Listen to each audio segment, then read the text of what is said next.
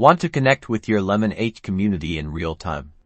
Let's unlock the world of Lemon8 Live together. First, make sure your profile is complete. Add a profile picture, write a compelling bio, and link your other social media accounts. This helps people know who you are and why they should tune in. Before you can go live, you'll need to meet Lemon8's requirements. This typically involves having a certain number of followers, maintaining an active account, and adhering to the community guidelines. Now, find the Go Live button. It's usually located within the camera or the Create Post section. Tap it to initiate your live stream setup. Give your live stream a catchy title that accurately describes what it's about.